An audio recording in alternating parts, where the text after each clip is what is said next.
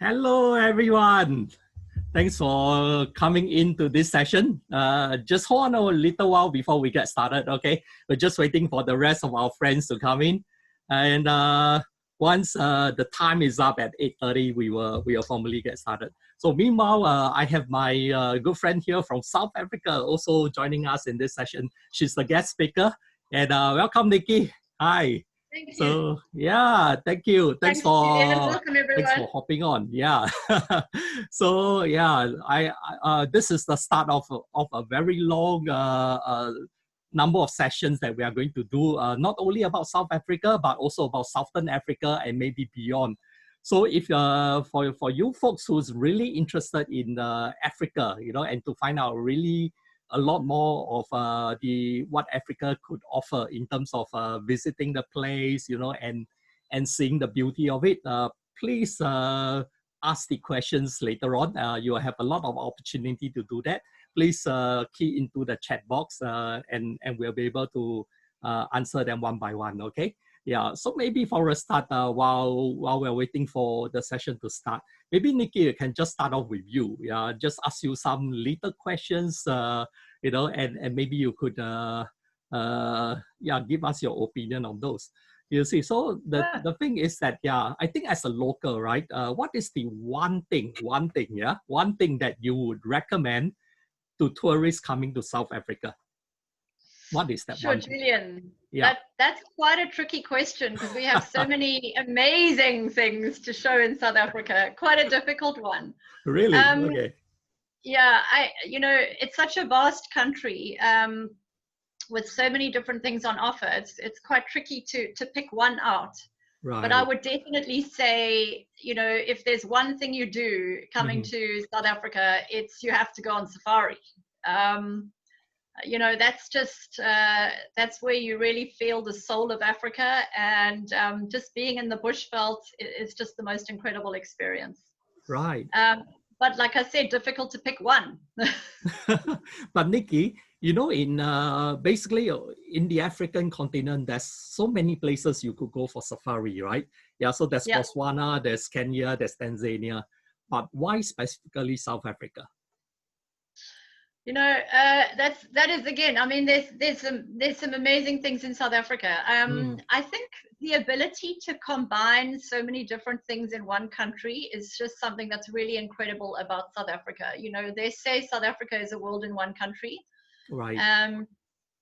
And I think that's the most amazing thing about the bushveld in South Africa is that it's so easy to combine with a trip to Cape Town, with a trip to, with the culture of South Africa, the history, etc. So I think that's what really makes it very interesting. Right.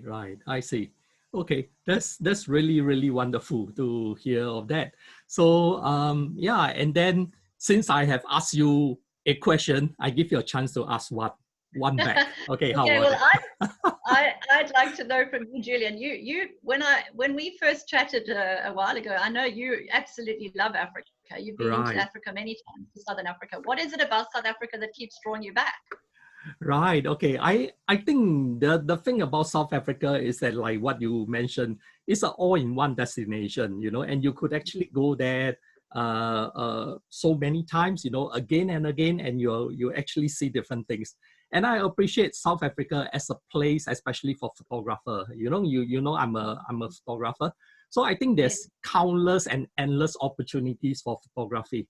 Yeah, so regardless of where you go, and really depends on what you are interested in taking, there are so many opportunities, simply too many, yeah. So myself, I have actually been to South Africa. I was just looking at my passports.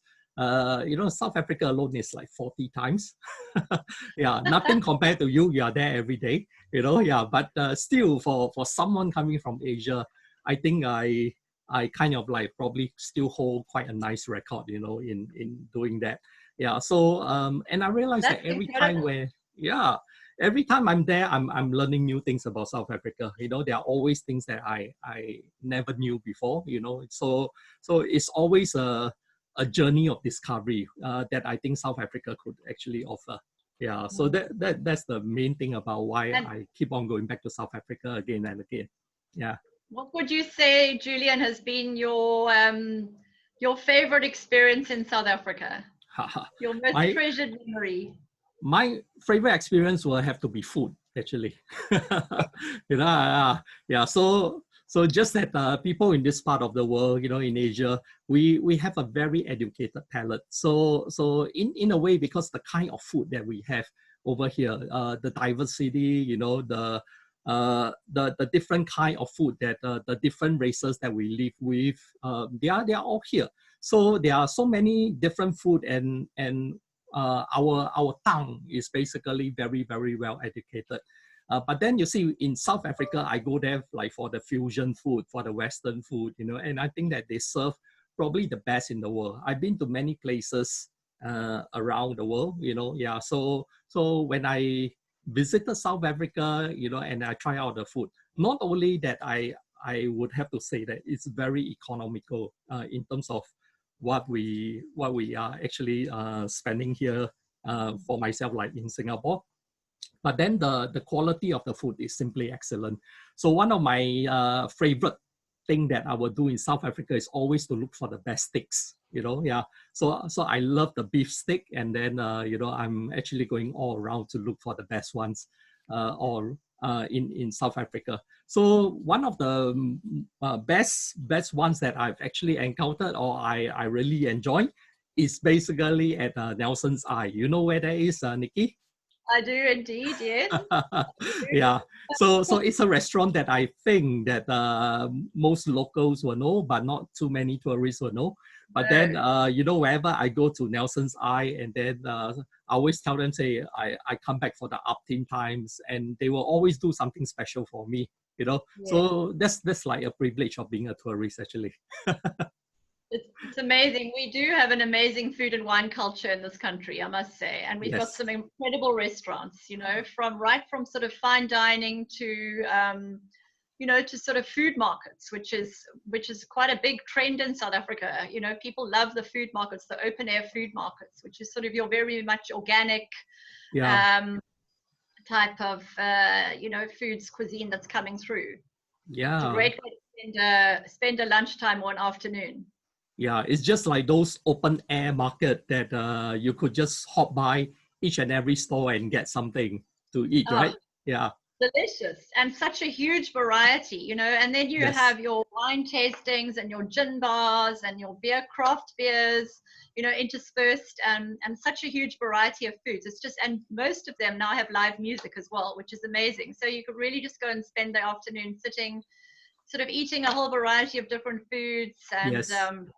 listening to live music. It's a really big thing, especially in Cape Town. It's very much part of the Cape Town vibe at the moment. Right. The Capetonian culture, in that sense, right?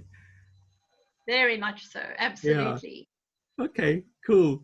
Thank you, Yeah. Nikki. Yeah. All right. Pleasure. For our friends who have actually just came in to join us, we are just having a little chat before we actually get started. So that we just warm up this mood a little bit. Yeah. We don't actually see anyone commenting in the chat. So maybe if you are here, would you mind to just drop a note and just say hello, so we know that you are around? Yeah, how about that?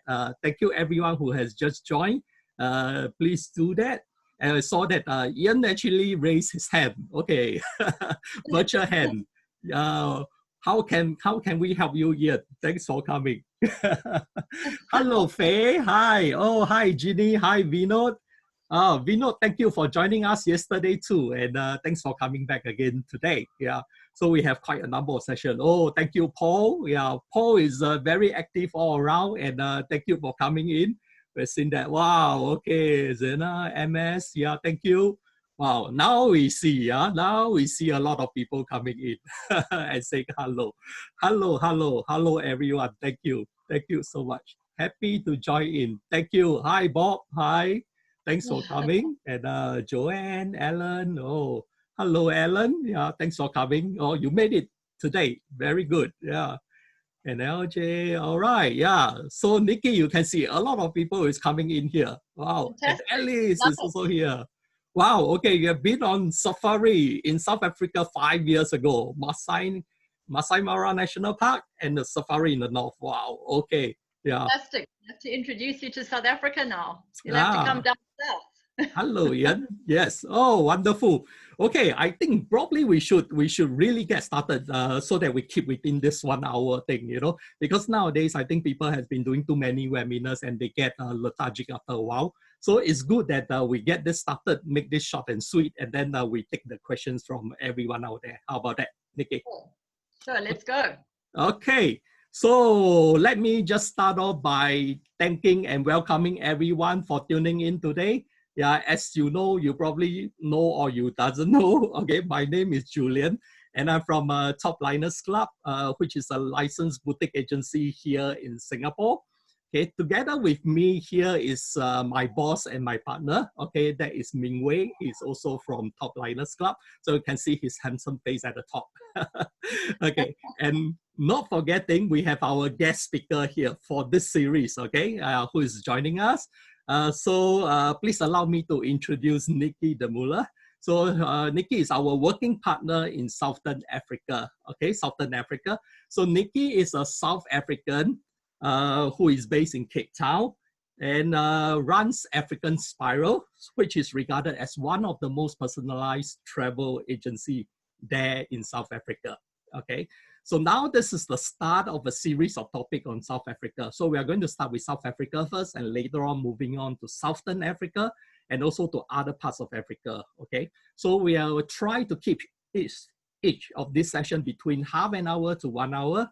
Okay, and if you got any question, please key them into the chat box like what you have done already, and we'll answer them at the end of the workshop. Okay, yeah.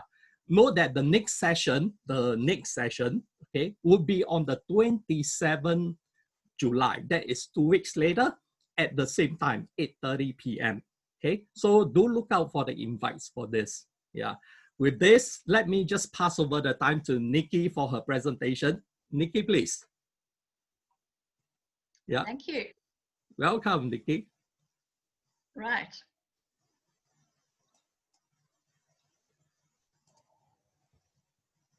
Okay. Can you see? Yes, we can see. Very good. Thank you, Alan. Thanks for the thumbs up. Sure. All right. Ming, I think, did you want to show a video or you want to skip that? We will just skip that first. Maybe we do it at the end. Yeah. Perfect. Okay. All right, not a problem. Okay, so welcome to South Africa, everybody. I'm sitting in Cape Town at the moment. It's quite a cold, chilly day in Cape Town, I must say. We've had a bit of a storm coming through. I'm going to have to try and keep this quite short and sweet. Trying to fit in the whole of South Africa into half an hour is going to be quite tricky, Julian. That's going to be a big challenge for you, yeah? It's a very big challenge for sure. Okay. But yeah. I'm going to see what I can do just to give you sort of a very brief introduction. And then I think in the following sessions, we'll go deeper into each of these areas and into different chats. But for now, I'm going to try and keep it as a brief sort of introduction to South Africa. Yes, of course. Yeah. Okay, so I wanted to start just by, you can see here, this is just a map of South Africa. Just to give you an idea of, in fact, what a huge country it is. And a lot of people really underestimate the size of South Africa. The entrance areas, the entrance points into South Africa would be to fly either into Johannesburg, which is over here, into Durban area, which is here, or Cape Town down the bottom here. Those are 3 international airports. And from there, you can fly into the different regions of South Africa. And then just to give you an indication quickly of the size of South Africa, this is Kruger National Park, which is most people know by now. And just to give you an idea, this is about the size of Belgium or Israel. And you can see how small it is compared to the whole of the rest of South Africa. So that just gives you an indication of the size of South Africa. And I think one of the problems that a lot of people make when traveling to South Africa is trying to fit in too much in a short period of time. And I would prefer to say to people to just slow it down a little bit. That would always be a suggestion that I make, is slow it down and really try and immerse yourself in the areas that you're wanting to visit. So what we're going to do today is just look at some of we've got 9 provinces in South Africa. We're just going to take a look at some of them. I'm going to focus on the Western Cape, which is this region over here, and the Eastern Cape here, KwaZulu-Natal, and then Mpumalanga and Limpopo region over here, which are most visited regions and most accessible. So we're going to start off with, I can't help but start off with my beautiful city, Cape Town, which is in the Western Cape and the southernmost tip of Africa. And it really is, it's been for many, many years in a row been voted as one of the most beautiful cities in the world. Julian, will you agree?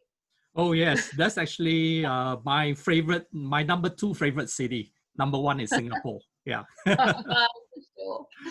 Yeah. So for those of you who haven't been to Cape Town, I think what just makes it such an incredible city is, as you can see, Table Mountain over here is situated right in the middle of the city, and really is sort of the background to the city center, which is over here.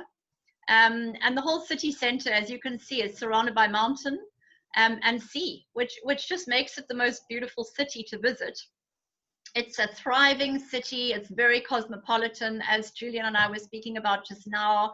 It's got a very strong food and wine vibe. It's quite trendy. Lots of restaurants, lots of theater, and I think obviously one of the most beautiful things about the city is just the outdoor nature side of it. So, you know, just walking on Table Mountain, whether it's the beaches, you can see this is the 12 Apostles here, the Camps Bay Beach, which is backed up by the 12 Apostles, or you know, or the rest of the coastline. It's just so beautiful. This area here is our peninsula, which stretches from the back down, from the back of Table Mountain all the way down here. And probably one of the most popular things to do when you come to Cape Town is do a peninsula tour. It really is such an incredible geological feature. And you drive all the way down the one side of the peninsula here, ending off at the Cape Point, and then driving back up again. Most beautiful passes. Chapman's Peak is just absolutely beautiful.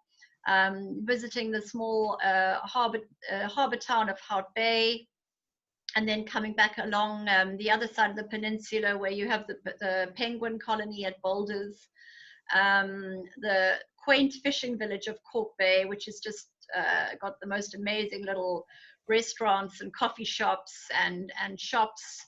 And then coming around to the Constantia area, which is one of our winelands regions, and the Kirstenbosch National Botanical Gardens. So all of that is incorporated into one day, really, in a day trip. If you wanted to do it as a day trip, of course, you could split it up and do it over a variety of different days.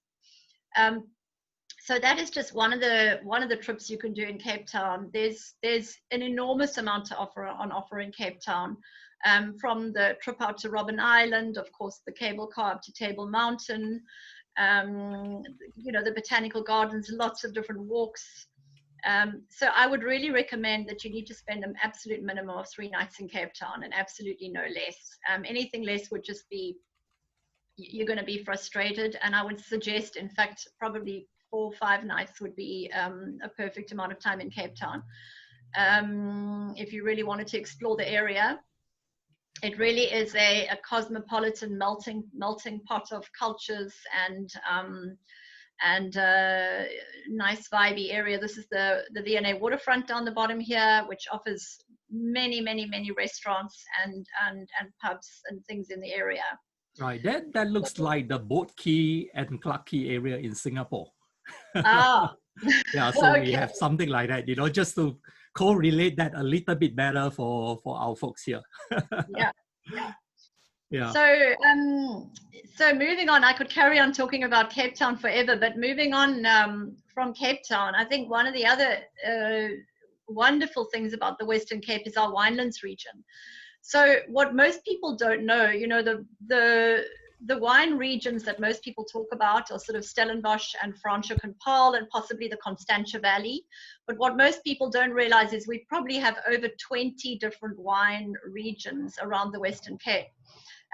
all of them offering different varietals and incredible wines. And you know, as you can see from the pictures here of the winelands, one of the things, you know, that in the Stellenbosch region is very well known for, we've got these beautiful Cape Dutch homesteads. You can see that the winelands are really surrounded by mountains and wine farms. Most of the wine farms have got incredible restaurants where you can go, and those range from a fine dining experience to sort of a more tapas feel, to delis. And one of the things that the winelands is also well known for is their picnic baskets. So you can really go to the winelands and just order a picnic basket and take it out and go and sit in the, you know, on the grass verges of the winelands. It's really such a beautiful way to spend the day. We've got hop on, hop off sort of type style, like the Franschhoek wine tram, and in Stellenbosch as well, where you can buy a ticket for the day and go and visit a variety of different wine farms and do wine tastings at all of them, and perhaps, and you know, stop for lunch along the way. So it's a really beautiful outing. You can do it as a day trip, but a lot of people, especially if you enjoy your wine and your food, a lot of people choose to go and spend 2 or 3 nights in the winelands region. I think one of my most favorite little towns is the town of Franschhoek. Julian, have you been there? Where's that place again? Franschhoek. It's yes, I have. Yeah, it's one of the winelands too. Yeah. Yeah. Yes. Gorgeous little town, surrounded by mountains and vineyards, and it was where the French Huguenots actually settled originally when they came out to South Africa. So yeah, I've actually been to that entire area, Stellenbosch and Paul. Yeah, so I've been to that entire place. Yeah, they call it the gourmet capital of South Africa because it at one stage it really had some of sort of our top 5 restaurants in South Africa were all situated in the winelands. It really does offer a superb food and wine experience.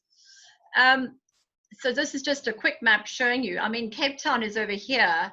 The Stellenbosch and Paarl region, we're looking over here, but you can see, in fact, how incredibly vast the winelands region of our country is.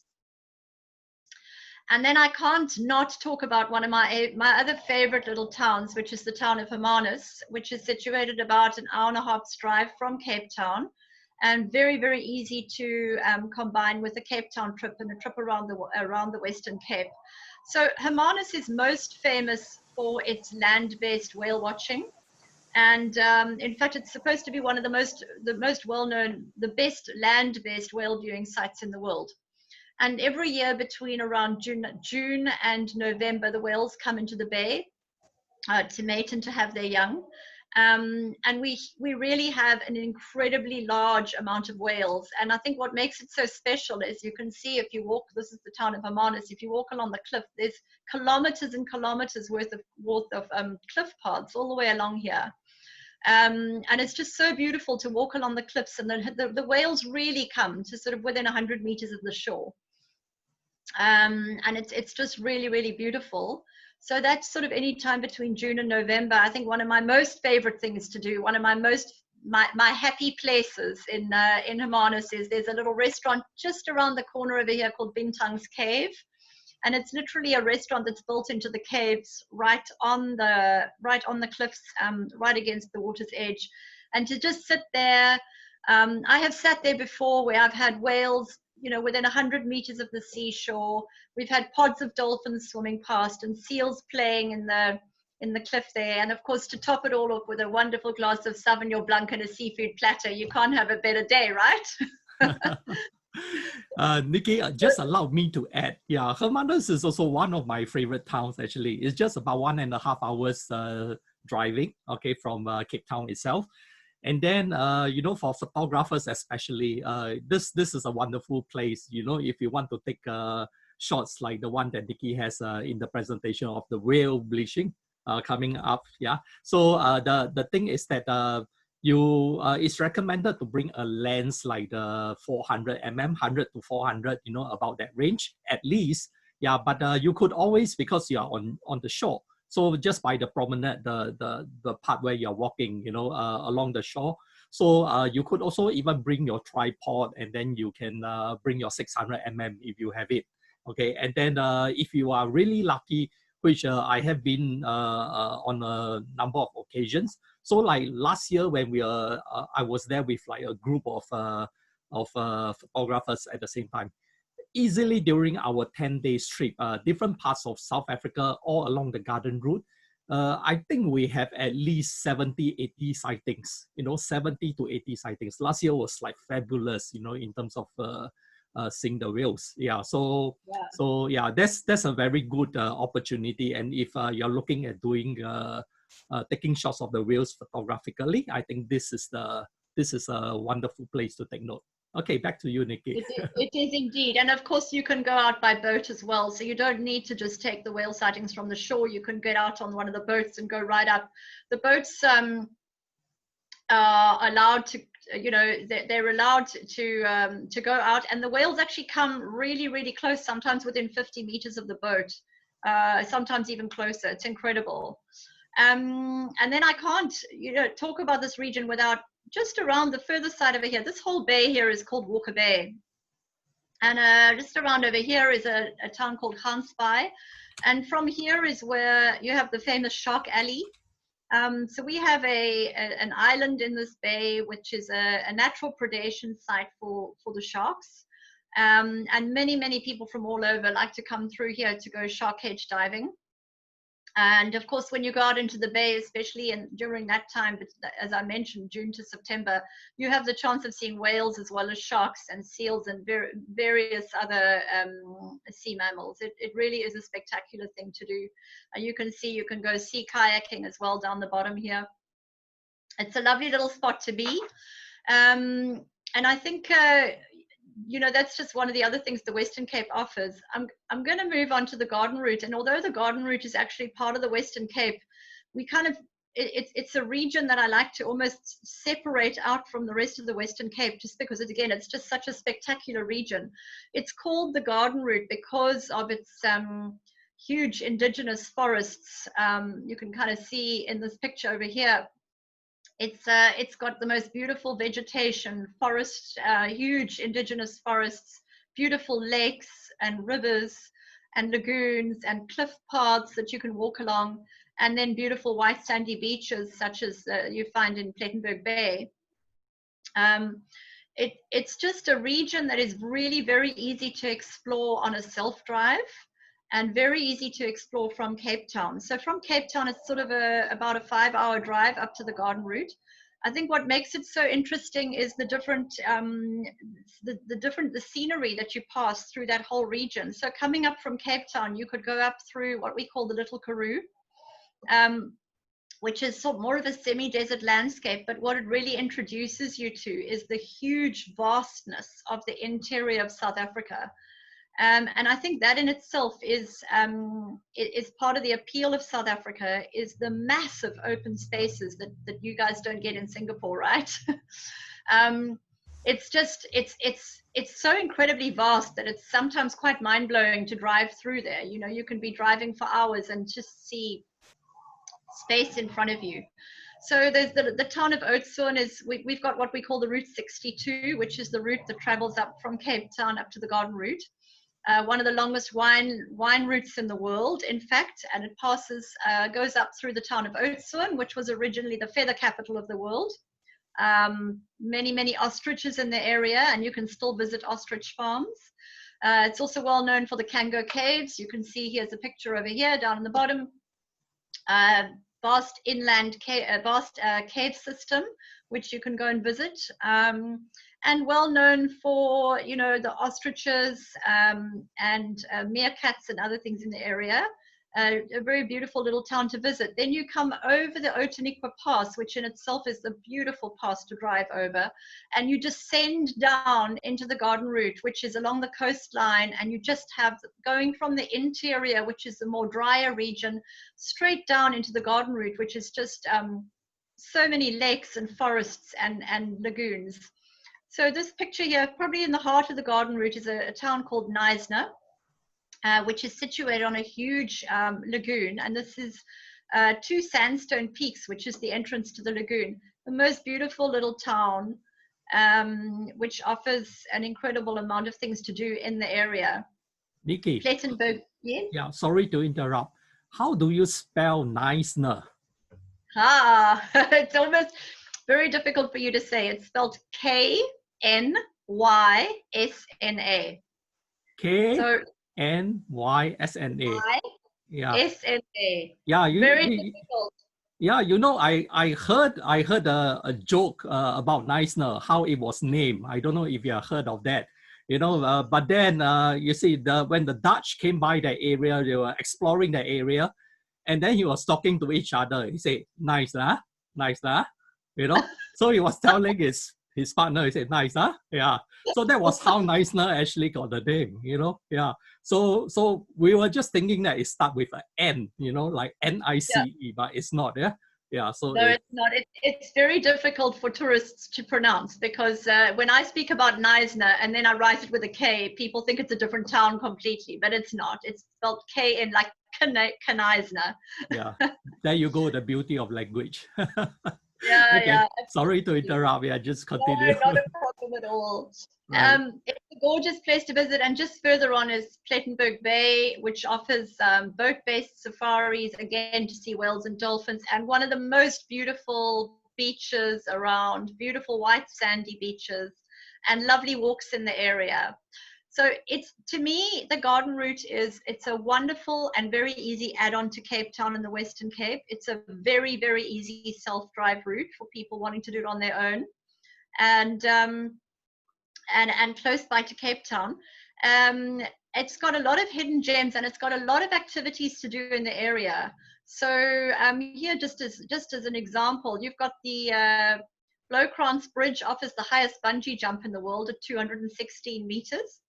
You've got the zip lining through the treetops, which is very popular to do. You've got blackwater tubing. You've got beautiful little beaches, Monkeyland, Birds of Eden, and just many, many activities. And I must say, I always say that if you're a family traveling with children, the garden route is really just an absolute gem to be in. It's very, very child friendly and many, many activities for families traveling with children to do. And then moving on from there, I'm going to go on to the Eastern Cape. So the Eastern Cape has got very many game national parks and game farms. The Addo Elephant National Park is here, which is very well known for its elephants. And there are many private game reserves in the area which offer absolutely magnificent game viewing. And one of the benefits of going game viewing here is that it's a malaria-free area. So it offers Big 5 game viewing in a malaria-free area, and it's a fantastic way to end. If you're looking at doing a self-drive, it's a fantastic way to do. You start off in Cape Town, you drive up through the garden route, and you end up in the Eastern Cape at one of the game reserves.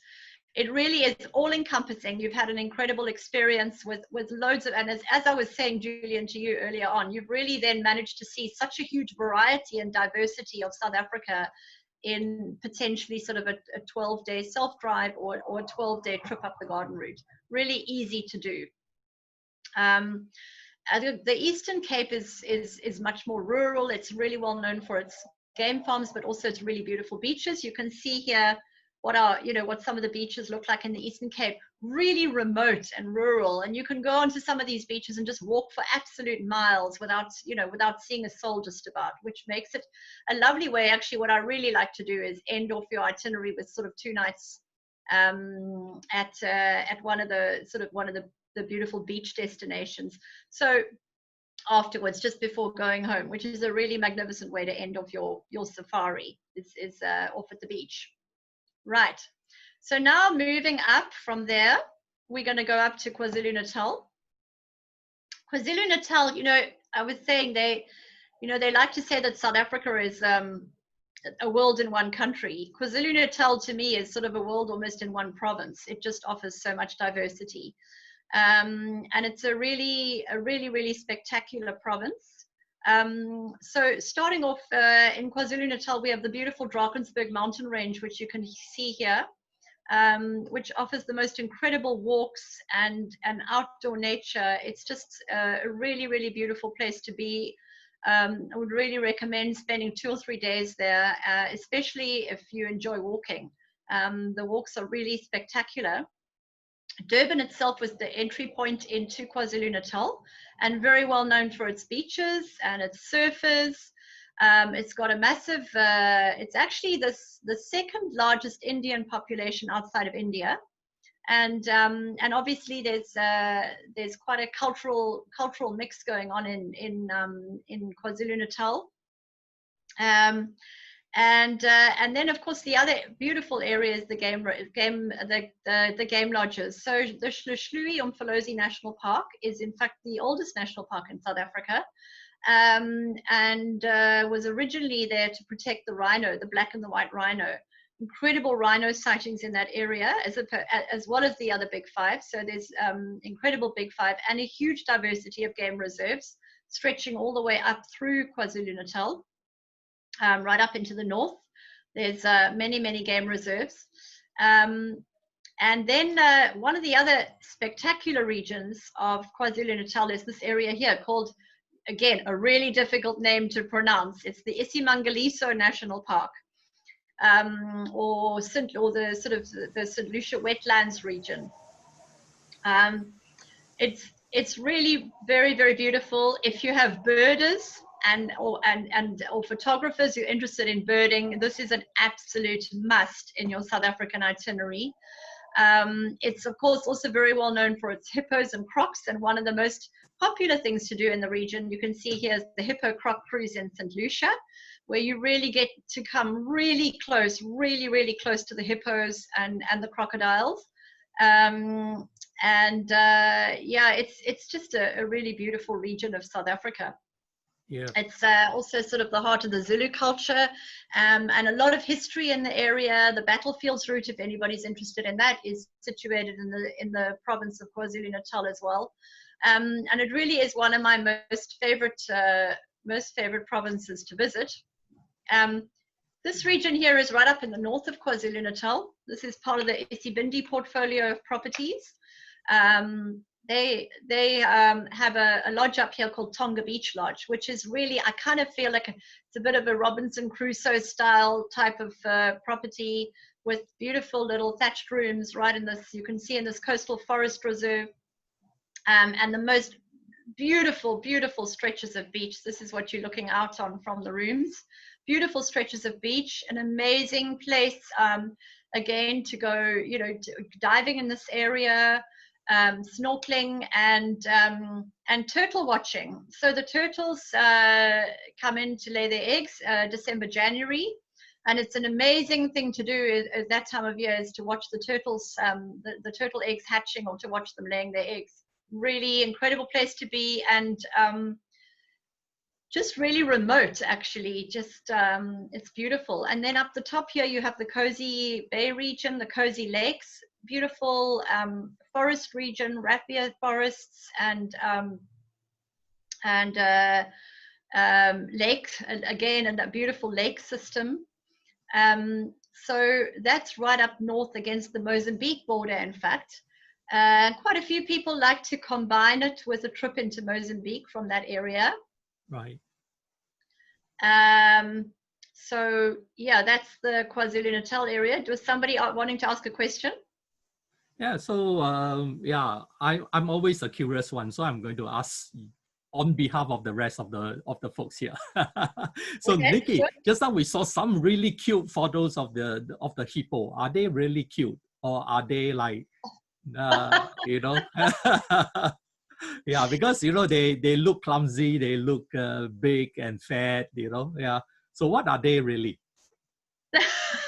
I wouldn't say cute would be the right way to describe them, Julian. I would say they're actually, the hippopotamus is actually the largest killer of people in South Africa in terms of big game.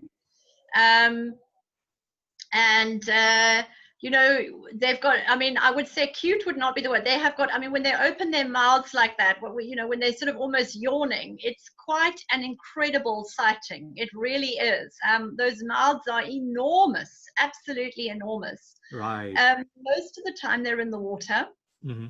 They come out normally in the evenings, late afternoons. They'll come out and they graze out of the water. But you know, on that St. Lucia cruise that we were speaking about, it's just incredible how close you come to them. You really do need to be careful, and I wouldn't, you know, you need to know what you're doing. And obviously, these guys do it on a daily basis. They take people out, but they can be very, very territorial and quite aggressive. There you go. Yeah. So actually, people think that the crocodile is actually the most dangerous. You know, when you're in the water, it's actually not. It's actually the hippo. You know, so Indeed. even the crocodiles would give face to the hippo, Yes. and whenever the crocodile is on something, if the hippos come by and try and disturb that, the crocodile will have to give up. Yeah, because Yeah, yeah. just imagine the hippo actually has like 4 daggers coming out of its Incredible. mouth. Yeah, you know, each one is like about 10 inches, right? Yeah. So the tusk Yeah, is about 10 inch. Yeah. So it's about 10 inches. So yeah. that's how it is. Yeah. Yeah, So thanks they for will that. snap. They will snap a human body in half just like that. You know, Wow. it's they can be very aggressive and incredibly territorial, and you know where they are. So you just got to be careful and know what you're doing. You know. Right. Okay, Uh, we actually have a little poll here coming in. And then, yeah, so we just look at the results here. Yeah. And then is South Africa on your bucket list, travel bucket list, once the borders are open? We have 13 people saying definitely, you know, and there's still like 6 of them still considering. Yeah, but yeah, you have all the time in the world to consider. But this is a wonderful opportunity or a wonderful place to look at, you know. So yeah, I think the one thing is that unfortunately for South Africa and fortunately for Singaporeans and people in this region, is the currency, because the South African rand is actually at an all-time low, actually. You know, I remember the first time when I was in South Africa, that was in 1997, if I'm not mistaken. So right. 1997, I was paying one Sing dollar to 3.4 rand. 1 Sing dollar Sure. to 3.4 rand. Today, I could actually change at 12 rand. So 1 Sing dollar to 12 rand. So imagine Mm, that the currency has dropped tremendously in terms of that. Yeah. So yeah. Nikki, we actually It's have actually one. incredible. It's an incredible value for money. Actually, it really is an It is. incredible destination. And as you were saying, Julian, earlier, you know, you will find specifically, you know, dining out. You know, you can have the most incredible fine dining experience for, you know, for very reasonable prices. Yeah, that is absolutely correct. Yeah, just to interrupt you again, Nikki, there's a question from Ben asking how high is that place in the middle picture overlooking the valley? It seems Okay, like it's wait, I'm very just high. looking. Ah, that's called, okay. Oh, sorry, let me just get, that's called, that's in Schlushlui, and that's right up at the top of one of the hill camps looking down. It's called Rhino Ridge. Rhino Um, Ridge. I'm not exactly sure how high that is actually. It's right perched up on top of the hills. The views that it offers over the Schlushlui Reserve are just absolutely incredible. Hmm. And it's a beautiful camp, beautiful little lodge that in fact I'll be speaking a little bit more about in 2 weeks' time when we Okay. cover the different game reserves that we're going to be chatting about. I'm going to go into a little bit more depth then about the different reserves in the country, and I'll just be chatting about a couple of different lodges and what each of them offers and what makes them stand out from the rest of them. So we'll be chatting about that in I think on the 27th, right, Julian? Yes, yeah, we'll be doing that. Yeah, that is correct. So Okay. I will double check with them exactly how far that high that sits up above the from ground level. I would be guessing if I had to tell you an exact number right now. Okay. Right. All right. Thank you. Thank you, Nikki. Yeah, and Sure. Ian, we'll take your question at the end of this session about the properties, you know, at Pinda and Kwanata Zulu. Yeah. Okay. So just to keep some questions at the back. Okay. Keep some Right. suspense going. Perfect. Okay. Okay. So Yeah. I think just to move on to the Okay. Mpumalanga region. So the Mpumalanga region, of course, is most well known for the Kruger National Park. Okay. Um, what people don't realize is that in fact it's just the very southern part of the Kruger National Park that falls into Mpumalanga. The rest of it falls into the Limpopo province. Um, And I think before I go on to the Kruger National Park, one of the things that everybody thinks that this region is all just about the Kruger National Park, which of course is the highlight of the region. But I just wanted to show you how absolutely beautiful the surrounding regions are around the Kruger National Park. So this is where the high veld drops down into the low veld. So the Kruger National Park is in the low veld, and we have an escarpment. This is where we drop down to the low veld. And obviously with that massive drop down, we have the most spectacular landscapes. So this area, just this picture here, I think up here and over here, just showcases how beautiful that area is. We have the Blyder River Canyon. We have incredible waterfalls, beautiful rock formations, and incredible walks and in the area. You can just see the geology of this area is just so absolutely beautiful. And Yeah, we call this area. Yeah, sorry. Yeah, this is a wonderful place for landscape photographers. Yeah. So I just want to point out that the weather is more or less more predictable in South Africa. So you wouldn't really need to worry about going there. The weather is not good. Things like that. If you go according to the correct season, most of the time you will be getting your pictures. Yeah. So this is a wonderful place and is easily accessible. So you could actually just set up your wide angle and get your shots quite easily. Okay. Sorry about the interruption again, Nicki. That's fine. That's fine. So yeah, and we call this region the panorama route. Actually, a lot of people come to this area thinking they're just going to go to the national park, and I always encourage people to actually spend an extra day or two in the region and explore this region here, because it is just so beautiful, and it's kind of such a shame for people just to come to Kruger National Park and leave without having explored the beauty of this area and what it has to offer. Right, so I guess this is part of one of the things that everybody wants to hear about is the magnificent game viewing in our country and the lodges in the area. So Kruger National Park itself is obviously one of the most well-known national parks in the country. We have many national parks, and I will be speaking to you about the rest of the national parks in 2 weeks' time. But Kruger National Park certainly is one of our oldest national parks and one of the largest reserves in the country. And it offers you the opportunity not only to see the big five. So I wonder if everyone knows what are the big five.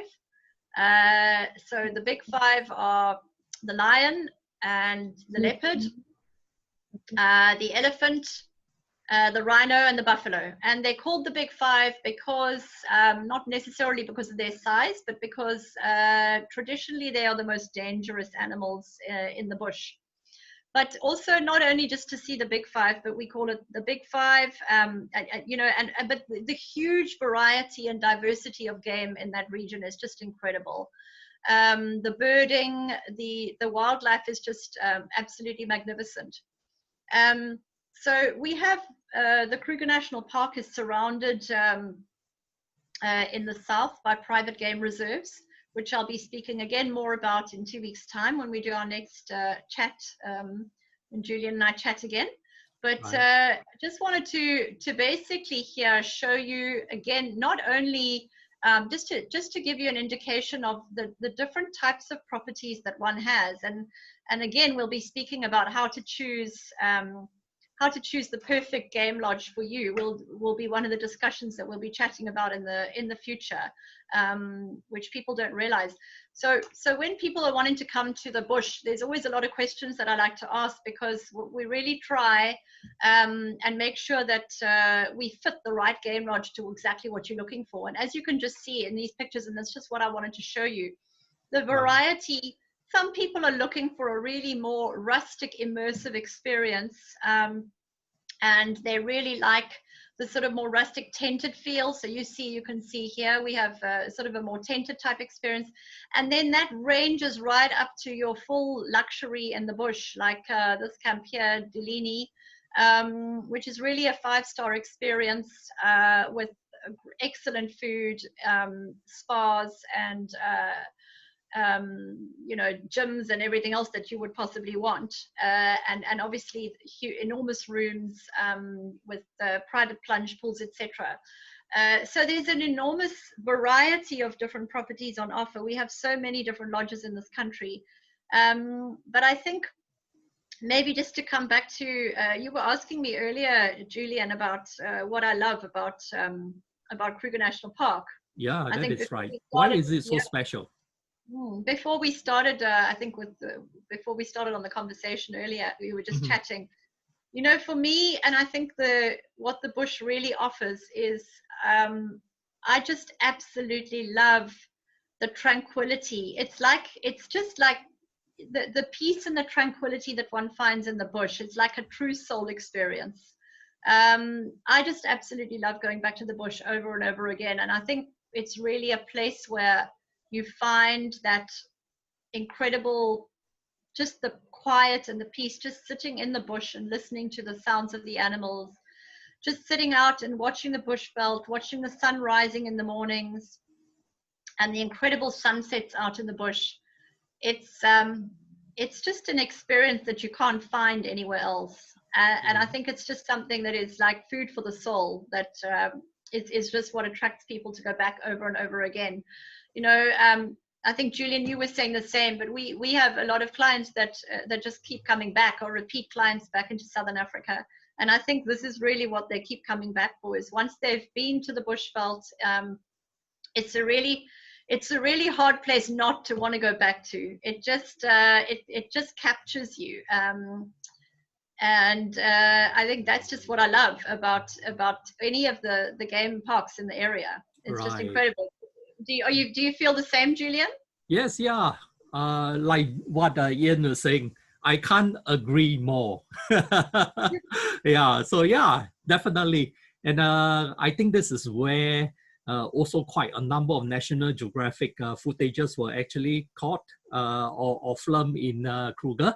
Yeah, so for those who's really interested, you could also go to YouTube and search for this keyword called Battle, B-A-T-T-L-E, Battle of Kruger. And you could actually see, okay, how tough the buffalo is, you know, the buffalo calf is. Yeah, so I leave that suspense to you. Yeah, and Nicki, the other thing is I saw a lot of the pictures here. Yeah, you know, I was wondering if you took those pictures, you know. Yeah. I'll tell you what, I'll tell you what, I'm gonna zoot ahead here, and I'll show you which ones I've taken, Julian. Right. So, okay. so I thought I would just put in a couple of pictures here just to show people. These are pictures, all of these are pictures that I've taken myself, and most of them I've taken from my cell phone. From your phone? Oh, from my really? cell phone. And the reason that I say this is because, unlike you, I'm not a photographer.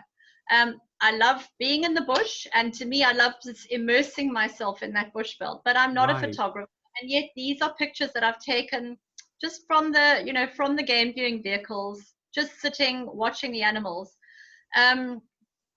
And I think, you know, that's something that a lot of people don't realize. You know, you don't have to be a photographer to take these kind of photographs. This is really there. This is real. You know, this is not out of a book. This is not out of a photo book. This is absolutely real. These are the experiences that I've had, you know, in the last sort of year or two. Here's some more just to show you. This picture was taken in the Sabi Sands when I was there. This one was in the Madikwe area. Right. So, you know, it's just the most incredible experience, and it's there for everybody. You know, it's not just there for people who are lucky. It's not just there for people who are great photographers. It's really there for everybody. Everyone can experience this. Wow. So even with your mobile phone, you could actually get that close and get a shot, yeah? Absolutely. Okay. Absolutely. Yeah. So I hope that's an inspiration for everyone, you know, yeah. But obviously you have to be there in the first place, and then with a little element of luck, because you must understand that these are wildlife, you know, they are not there to pose for you, or they are not actors. So basically you could be there, but you don't see anything. But what part of the beauty is to train up on your patience, you know, to train up on that zen with nature, you know, just going around and enjoying the breeze, looking at the small little things in the bush, you know, So that's the experience that I think that you will enjoy, you know, for people like us who's basically just city dwellers. Being able to connect with nature is actually a very nice privilege. Yeah. So thank you, Nicki. Thanks for showing us this. Yeah.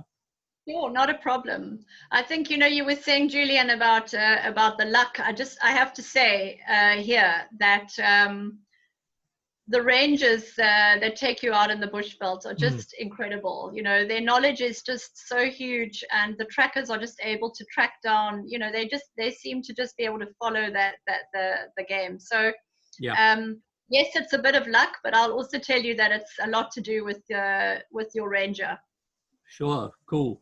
We shall cover that topic when we get closer to the national parks, yeah? Absolutely, absolutely. Okay. So, Julian, should I quickly go back to these areas, or do you think we're running out of time to carry on? Yeah, we are almost running out of time. Do we still have quite a bit to cover? Okay, perfect. No, we don't have a lot to cover. How is everyone? Are you still okay with the session that you are enjoying yourself and learning more about South Africa? If you are, could you tell us if we could just maybe extend a little bit? Yeah, maybe we give ourselves another 10 minutes as the maximum. Yeah, not even 10 minutes, okay. Julian. Like literally, I just wanted to just quickly finish off actually. Sure, yeah. If you are okay, can you just key in FINE, F-I-N-E into the chat box, and then we know we are good with the session so far. All right. Thank you, Ben. Yeah. Sure, no problem. Thank you. Wow. Thank you so much. Yeah, as long as you like. Wow. Okay. Thank you. Let's proceed, Nicki. Yeah, everyone is so enthusiastic. Literally, just to finish off. Again, just to show you, these are the vehicles that one goes out in the bush. And one of the most favorite experiences that for me is just these sundowners out in the bush. Julian, you must have had that as well, and it's just such a wonderful place to be. It's just stopping for drinks as the sun goes down in the bush. It's just incredible. Oh yeah, and stepping out of the vehicle for that time. Yeah. Absolutely. And then I guess really where I wanted to just say is, and I think this is just leading on to our chat in 2 weeks' time, Julian, was just showing you that this little area here is the Kruger National Park, and some of the provinces that we haven't even gotten onto yet, but we'll chat further about is Limpopo and the Northwest, and some of the incredible game reserves in this area, which is what we're going to discuss in the next session. But the Madikwe is just such a phenomenal game reserve, and the Velkefonden as well in the Pilansberg. You know, they again just offer just such variety, and you can see the landscapes are so different. So this one here is taken in the Velkefonden Reserve, which is just a lot more hilly and mountainous than some of the others, and the Madikwe Reserve down the bottom here, which just again is one of my favorite reserves. And you were asking me again also, I think before we went on to the chat, which is one of my favorite reserves in South Africa. I do think Madikwe has got to be one of them. Well, I'm actually supposed to be there with Eileen and Bob in May, you know, but unfortunately we couldn't make the trip this time round. Madikwe and Velkefonden was actually our destination, you know. Yeah. Fantastic. It's just such a gorgeous place. And I think I look forward to chatting further about the reserves in 2 weeks' time.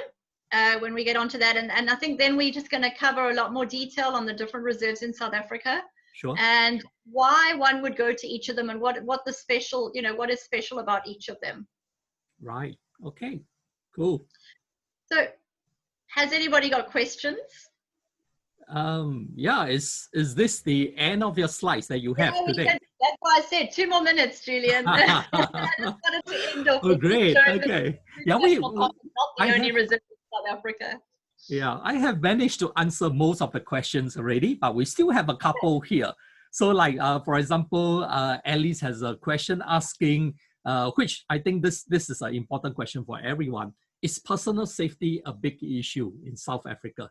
You know, because I mean, I have to be frank and forward, was that I think the international press hasn't been really very kind to South Africa. you know. Yeah. No. So there's quite a number of horror stories going around. Yeah. So maybe as a local, you could just give us your views on that. Yeah. Sure, sure. I think, you know, as with any other country that you're visiting in the world, one has to be careful in the bigger cities, and you know, not walk around in certain areas at night on your own, not be walking around perhaps in the city center with sort of cameras and wallets dangling, you know, dangling around you. But I think that that's sort of would be the same in many other big cities in the world that you were walking through. And obviously just to stick to, you know, in the cities, to stick to sort of the more sort of well walked areas, as opposed to sort of walking into sort of areas that are very quiet at night, etc.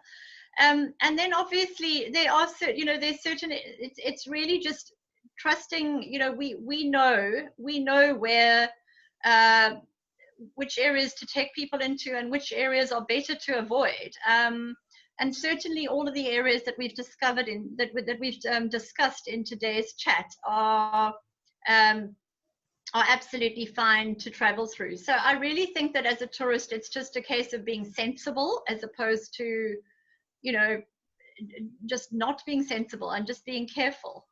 Right. I certainly have been in the travel industry, gosh, sort of over 20 years, and I've never had, any of my clients have never had an incident here. So I think it's just, you know, making sure, you know, we don't send people to areas where there's going to be problems. Right. Yeah. Because there's an understanding that you know, it's actually necessary to hire a personal safety team of at least 2 person, you know, taking care of you. Yeah. You know, and Yeah. I'm not too sure, Nikki, because you see, for people like us coming from Asia, we are kind of like, we stick out in the crowd, you know, and people can actually see us quite easily, you know, and we can be singled out quite easily, you know. I have been to almost the whole of South Africa already, from my 40 trips, and I think that some of the places that I go is very safe, because what happened is a lot of the trips I actually personal self-drive. So I just go by myself and I take one vehicle and I drive around the country. You know, I never have really any problem in terms of it. Except maybe, okay, some of the places, like especially during dark, you know, I would avoid, like what Nikki says. Yeah, but I don't think that you would actually need to hire like a personal, what do you call that, like some personal security team. Yeah. So yeah, that is not, maybe in, I'm not sure, you correct me if I'm wrong, but I have never ever liked Johannesburg, you know, as a destination. So maybe in Joburg is more dangerous, because Joburg, you know, I never feel at this in that sense. So maybe because of that, and that's the impression that it gives to the international community, you know. Yeah. But otherwise, if you're in the Garden Route or you're in Cape Town, that's fantastic. Or in Hermanus, you know, you could be walking around hanging the 600 lens over your shoulder, and you walk and you never hit into any problem, you know. No, Yeah, no, you never, won't. ever. And I think, you know, Julian, a lot of times, you know, you have options of doing a self-drive, Yeah, as we discussed, and there are certain regions that I would say are, you know, the Garden Route is a perfect self-drive route, for example. that is correct. Yeah. You know, it's well traveled. The roads are safe. You know, it's a safe area to be doing a self-drive in. A lot of people choose to otherwise have, you know, if you, for example, in Johannesburg, you can go and do a guided day tour. So, for example, you're not unlikely to go and drive into Soweto on your own, and but apart from anything else, you would not know where to go and what to do.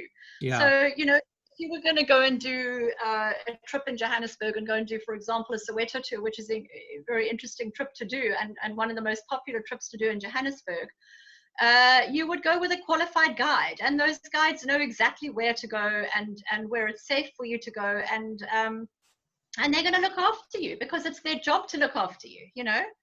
Yep. they want to make sure that you have a really great time, and they're going to certainly make sure that you're safe. Mm. Yeah, I perfectly agree. Yeah, so it just take a bit of more vigilant, you know, just be more vigilant when you're traveling. And then Sure. it's important not to flash expensive stuff as much as you can. So yeah, I mean, for us, maybe a lot of them or of us here are photographers. So what happened is that when I recommend you, when you take your cameras, okay, just remember to sling it around your neck, okay, or at least crisscross that sling, okay, around, so that you know, people will not be able to snatch and go. Okay, although that you see everywhere, I'm sure you go, you get opportunities, people looking at such opportunity to snatch your equipment. So this is the same in all the big cities and in everywhere.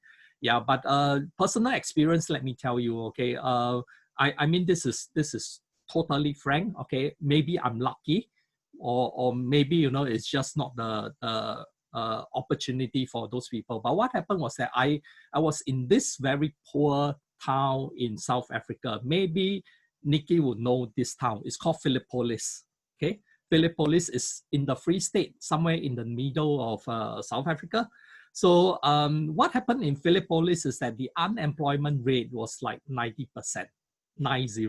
Most of the people were like without jobs. Okay, so when I was staying there, and I was just staying in very, very basic accommodation, like Airbnb kind of accommodation. Okay, I got the local ladies coming by, not asking me for money, but asking if they could actually help to clean up my room, you know, so that they could actually earn like $3, $3 US. Yeah, and I was out on the road at night. Okay, when I was there many years back, it was completely dark. So what happened was that because it's so dark and the sky is so clear, I set up my tripod out there, okay, and I did my astrophotography, okay. So in between, there are like people walking past, and then they were looking at me, looking at the tripod, okay, and they just go off, you know, they just go off. Obviously, maybe at that point, I was a little bit too comfortable with myself, you know, that I think that is safe. Thinking back on second thought, I should be more careful. But I'm really quite happy that, you know, even in such a situation where the people are not really well-to-do, or they are looking for their next meal, but they have never thought of getting into some criminal activities, you know, in order to do this. Maybe if they look at the camera, they wouldn't even know what to do with it. That's why they left it alone, you know. Yeah, but then that's a blessing in disguise, I thought, you know. So Julian, that I was must what I say, felt. Yeah. I think you are one of the very few people. I don't think I've ever known any other tourists go there to that area. Yeah. Especially a very remote region. Yeah, Philippolis is very, very remote. Yeah, so I've been to places like that, you know, and I never felt that it's dangerous in that sense. Okay, yeah, so I hope that answer Ellie's question here. And I think Ben has actually stayed in Durban 12 years ago, and he didn't really felt that safe at that time. So he was thinking of, now, is it safer now? You know, with all the international conventions and everything happening in Durban. Yeah, right now. I tend to prefer to, you know, if people come to KwaZulu-Natal, we tend to put people just slightly north of Durban, Yeah. in Umhlanga or Belito. That is the area that I would generally recommend that people stayed. And then from there, do a day visit to Durban. Well, it's really not far at all, but that would be the area that we generally use to accommodate people. Right, cool. Okay. So as long as you display some vigilance, I think it's also fine. Not going out at night, you know, by Absolutely. yourselves, yeah, and things like that. Absolutely. So yeah, okay. And we have a question that just came in and asked from LJ, asking, do we need any vaccinations to South Africa? Yeah. So yeah, Right. what's your recommendation?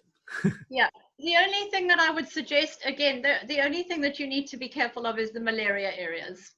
And we will discuss the malaria areas in 2 weeks' time, and the game lodges that are in malaria areas and not in malaria areas. And that is something I would say, you know, generally the sort of Kruger National Park is considered to be a low risk malaria area. And I would suggest that you consulted your local clinic or doctor with regards to malaria prophylactics for that region. But there's many other regions in South Africa and many other game parks in South Africa that don't need malaria. Right. Thank you, Nicki. Yeah, so the thing is that for those who's really interested in this, I have never taken any vaccinations when I get into South Africa, not even taking the malaria pills, you know, because for some people, when they take the malaria pills, they get hallucinations, you know, or things like that. So there are some side effects. I have never taken that, and you know, I have survived all my trips without any problem. But then if you get into places like East Africa, just for your information, you will need things like, for example, the yellow fever, you know, the tetanus, and the rest of the vaccinations, as many as you can get in terms of that. Yeah. So for South Africa, it's basically safe. And actually, South Africa has also very advanced medical facilities. In fact, South Africa is famous for being the first country to do a successful heart transplant, you know, just for the information of those people who's interested in that too. Yeah. So Ian also has this question saying there are so many game reserves and different properties. Yeah. So how do we ever choose? The answer to your question, Ian, is join us 2 weeks later. You will find out. Okay. Yeah. So you will definitely find out 2 weeks later. Yeah. Okay. And just quickly to answer Ian's question as well, I think, yes, that is something we will be chatting about in 2 weeks. And I think that's really why it's important to, you know, you need to, we will be looking at all the different questions. And one of the things that I always do is I want to find out more about you. And I know Julian agrees with me on this. It's something that we spoke about previously. It's really important to us to know more about exactly what you're looking for in order for us to correctly put you into the right lodge. So that's really important for me. You know, it's what are you wanting? What are you looking for in your trip? And we'll discuss that, like Julian said, in 2 weeks' time. Yeah. Okay. Thank you, Nicki. Yes. Yeah. So the difference between a normal agency and a boutique travel agency like ours is that we tend to ask more questions, because the fact is, well, we really want to understand you better so that we can spring in nice little surprises, you know, and put in and put our guests to places where they will truly enjoy, because this is what they are truly looking for. So it's not what do you call that, off the rack kind of package that we do. So even for 2 guests that is traveling just on a trip, we actually design everything according to the preference of the guests. Yeah, so I think that is the important thing that differentiates us away from the mainstream travel agencies. Yeah, so I hope that also helped to answer your question, Ian, over here about there are so many travel consultants. Why you know, how do you ever choose? Yeah, so I think it's someone that you, or an agency you have to be comfortable with. Yeah, so you can talk to them. They understand your concern. They understand what you are looking at, what you are looking for, and will be able to help you source for that. Okay. Yeah. So we have another poll that comes in now, right? Okay. So it says that in Southern Africa now, South Africa is one country by itself. So Southern Africa consists of a number of countries, right? Yeah. So for those who don't know before this session, so it's good knowledge. Okay, and you could actually see where are the hotspots or the places where people would like to go. So we have Botswana leading the pack, with Zimbabwe coming up second, and then Namibia. Oh, Namibia is a close third or a second, or almost similar in terms of that. Yeah, with the same percentage at 22%. Nobody has heard of Malawi, so except Ian, I'm sure. Yeah, okay, and Mozambique. Mozambique, we have some number here, and Zambia. Okay, so thank you for that voting here. I'm going to end the poll in 5 seconds. 5, 4, 3, 2, 1. And let's take a look at the results. Botswana is the leader. Okay, yeah. So we are covered that when we get to Botswana, definitely. Yeah. So please stay tuned to this series. Okay, and then we will then put that in. Okay. Ginny was saying that we need to put an option that says no idea because everywhere is good. Or maybe we should put one more saying that everywhere is good. Yeah, okay. Thanks for that great suggestion, Ginny. Yeah, wonderful. Okay, yeah. Right. There are no more questions right now. Okay, and I hope that everyone has actually enjoyed this session today. Okay, and I hope you have also pick up a thing or two and find out a little bit more about South Africa. Yeah, and if you like to find out more, you know how to reach us. Please contact us for more information. And at this moment, obviously, we can't travel, but it's good to have the knowledge first, and then once we can do it, you know exactly where you want to go, right? Yeah. So we'll continue to do this, okay? And please come and support us. We truly appreciate your kind support. And thank you so much, Nicki, also for today. Yeah, thank you, Mingwei, for moderating this entire session. And I think most importantly, thank everyone for coming by today. Yeah, and I hope that you have a great week ahead. And please look forward for the session in 2 weeks' time. Okay. Yeah, just pick up that invite and you know how to find us. All right. Yeah. So thank you everyone. Good night. Yeah, and we'll see you again. All right. Yeah. Bye bye. Thanks. Bye. Cheers, everyone. Bye.